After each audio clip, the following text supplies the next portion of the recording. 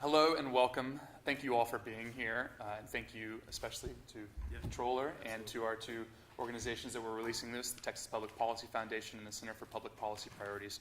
We're all very grateful for this, to be working on this very important issue. Today we're here to release TexPIRG's 8th annual Following the Money report. We have done this for 8 years consecutively, and that just adds a level of expertise to this issue, and we're very glad to continue this work here in Texas, and to say once again that Texas is among the leaders in the nation on this issue, and hopefully it will continue to be in the future. Transparency in state spending increases accountability, reduces corruption, and promotes greater effectiveness and fiscal responsibility. I know that Texas is proud to talk about the money that it saves on an annual basis, upwards of $100 million, based on the fiscal transparency that they're able to achieve.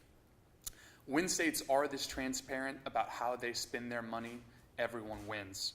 The state saves money, it can operate effectively and efficiently, and citizens can feel more confident in their government. We're so pleased to highlight the work that Controller Hager has done on this issue.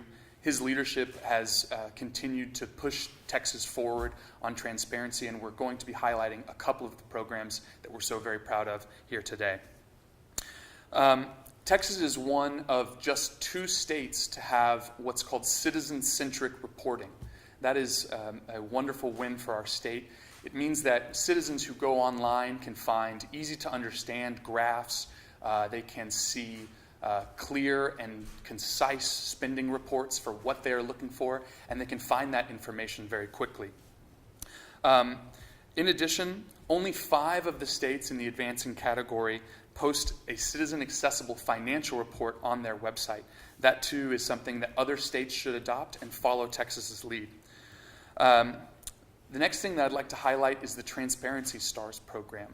Last year, we did a report specifically on special business districts.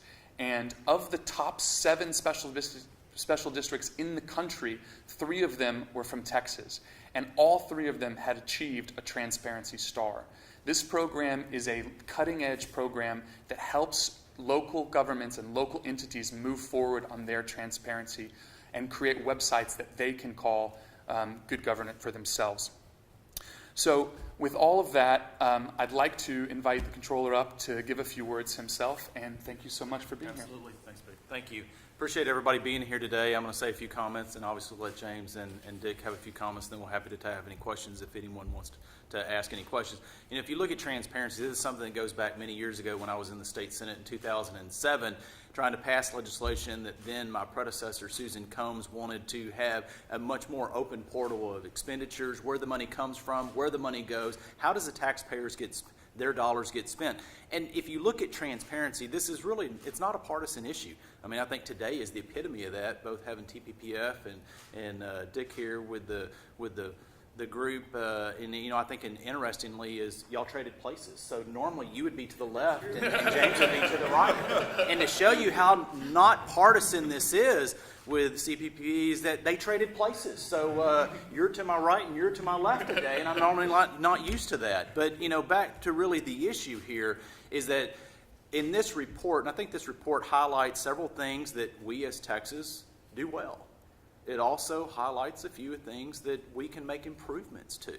And with 2 of the divisions that are working so hard on this in the Controller's office, we're constantly looking at ideas and ways, how do we come up to literally 2018 to make changes as technology grows, whether it's changing our entire website to make it more user-friendly, to whether having the information for eminent domain, what entities have condemnation powers out in the state of Texas, whether it's the local debt level, the state debt level, all of those things are critical to the taxpayers because it's the taxpayers' dollars. And so I'm excited. Thank you for highlighting both our strengths and our weaknesses. Those are improvements that we all have to talk about, because if we don't, then we're not going to move government to catch up with the technology that we have today and make sure that the users, the taxpayers, have that centric information right at their fingertips, which they so deserve. So with that, I'll turn over to, I'm not sure who's going first. Dick, come on up, please. My name's Dick Levine. I'm Senior Fiscal Analyst at the Center for Public Policy Priorities, and I am here to testify as a user of the controller's data. I'm usually focused on the revenue side rather than the budget side. And there's a number of publications that are just vital to me.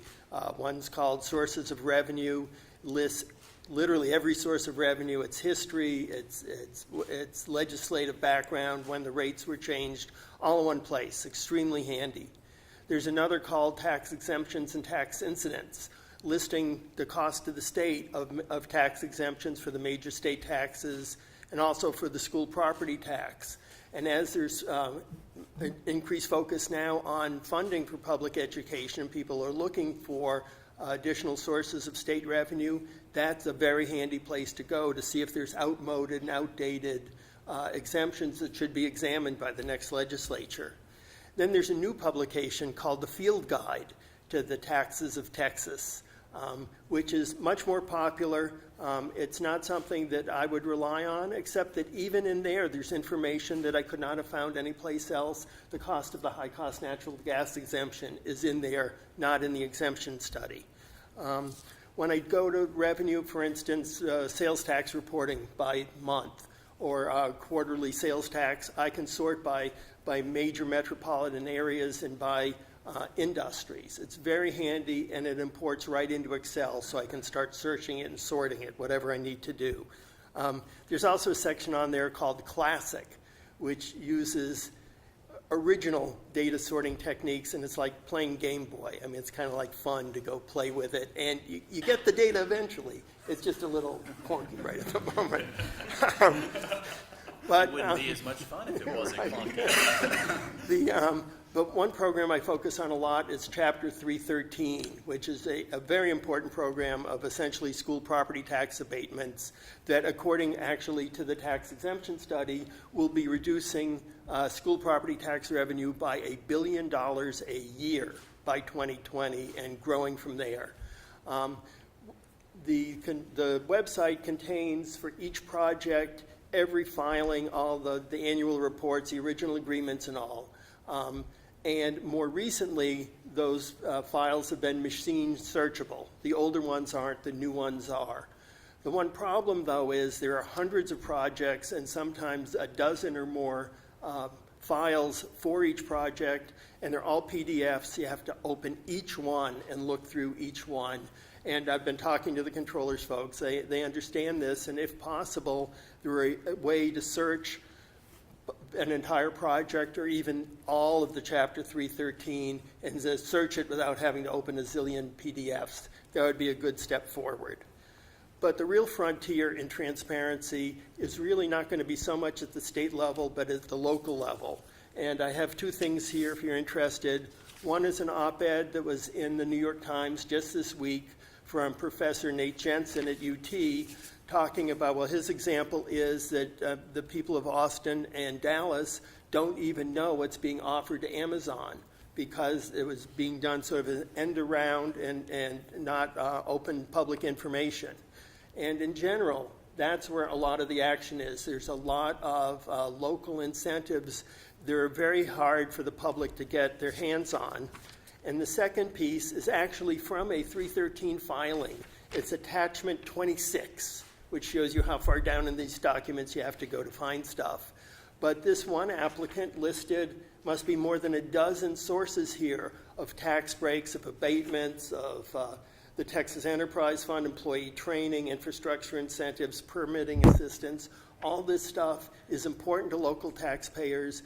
And right now, even though there have been some changes from the Government Accounting Standards Board, a lot of local entities are not reporting this. This is where the action is. I know the controller's aware of it. There's a bully pulpit and also the STAR program that was just mentioned. But that's where we need to be looking for the next level of transparency. But so far, so good. Good. Thanks, Dick. Appreciate it. Dan? Good morning, everyone. I want to start off real quick by thanking TexPIRG for inviting the Texas Public Policy Foundation to be here today. It's always a pleasure to get to talk about an important issue with my friends. This is an issue that we've long had an interest in. When I first joined the Texas Public Policy Foundation in 2008, we were tip of the spear. Financial transparency and Texas government went hand in hand. Over the last few years, I think we've kind of dulled our edge a little bit. Some of that's the result of unfavorable legislation that's been passed, chipping away at the Public Information Act. Other emanates from the fact that we've had some unfavorable court decisions that I think go against the grain of open government. Now, don't get me wrong, that's not to say that Texas doesn't do a good job on financial transparency. It does. But I want it to do a great job. And if we're going to do a great job, then I think we have to begin addressing some of the issues that exist that prevent Texas taxpayers from accessing the information they need to make informed decisions. And when I look at the landscape, I see a lot of those obstacles existing at the local level. And here's two quick examples. The first comes to us from the city of McAllen. In December 2015, the city of McAllen hired Enrique Iglesias, the Latin king of pop, to perform a 1-hour concert at the Veterans Memorial Stadium. Now, I like Enrique, but I don't necessarily agree that it's the function of government to hire performers like that to go and perform a public concert. But even setting that aside, when the McAllen Monitor went to access the information to see how much the city paid that performer to perform at that particular concert, the city denied their request. And in fact, they denied it in such a way that it went all the way up to the Texas Attorney General, who actually sided with the city. And all of that created a lot of confusion and obstacles for taxpayers to know what exactly the city was doing with its money. And in fact, even today, we still don't know how much Enrique was paid to perform, and I think that's a big issue. The second example is one that Dick just highlighted, and that's what the city of Austin is doing in terms of Amazon.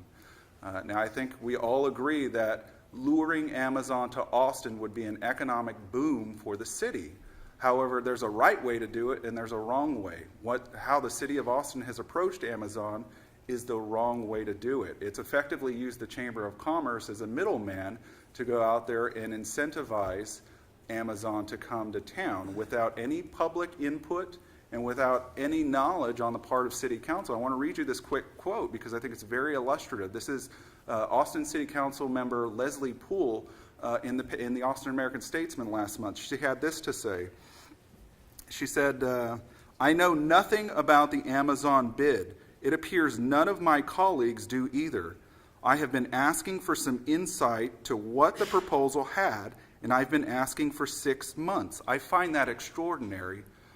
I too find that extraordinary, and I think that's the wrong way to go about the public's business. And so I highlight these two examples to say that while Texas is doing well on transparency, and I think this report highlights that, we still have some areas and some opportunities to advance good government reforms. And so I hope the Texas legislature in the next session will take a look at this issue and take a look at some fundamental reforms that we can pass. And just so happens I have a few suggestions if anybody's out there listening. So here's a real simple one. Require every local government to have a website that also has very basic financial information on it, like a budget, a check register, financial statements. If a government is going to be entrusted with the power to tax, it should have the responsibility to inform. Here's number 2. Require every local government to prominently display on their homepage the Public Information Access Portal. Let's tell people how they can get more information from their government and make that a prominent feature of each entity's website. And here's a real quick third one. Let's do away with the Public Information Act exception that allows economic development negotiations to occur behind closed doors. It's time to bring these types of deals into the light of day and allow Texas taxpayers to have some input and some idea as to what their local governments are doing with their tax dollars. I think with just these 3 simple and modest reforms, we can go a long way to restoring truly open government in Texas. Yeah. First, I'd like to say I still have my old Game Boy, and I would love to find it and play a little Pokemon Red. I was never a fan of the blue. I don't know. Apparently, I'm the only nerd in here. Okay. That's embarrassing. Yellow. Okay, good. Thank you. Well, cheers to you. So I think, I think today the message is clear that when you look at Texas as a state, the information is still readily available. Texas is still a leader in transparency among all the other states. But we think that there's modernization of the website that can take place, but certainly Texas remains a leader on this issue. And the local issues that we've been talking about here today are the next frontier. We think the Transparency Stars program is a good effort at getting local governments to make those steps, and we hope that effort will continue.